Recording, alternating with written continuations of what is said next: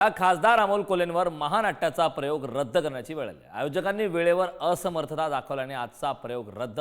वफ कायदा आणि पहलगामवरील ट्रोलिंगमुळे प्रयोग रद्द करण्यात आल्याचं सुद्धा कळतं। ट्रोलिंगमुळे कोल्हेंच्या महानाट्याच्या तिकीट विक्रीवर मोठ्या प्रमाणात परिणाम झालाय। ऐनवेळी झालेल्या गोंधळावर अमोल कोल्हेंनी खंत व्यक्त केली। नाशिकच्या दानशूर व्यक्तींची अमोल कोल्हेंना मात्र मदत झाली।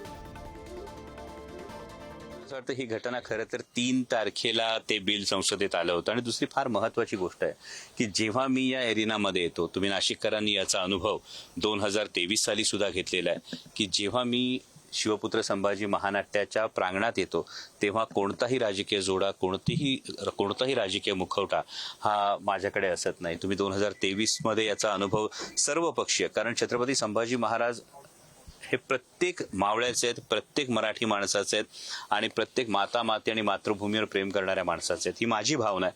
त्यामुळे यामध्ये मी कधीच कुठलाही राजकीय मुखवटा, राजकीय जोडा घालून शिवपुत्र संभाजी महानाट्य करत नाही।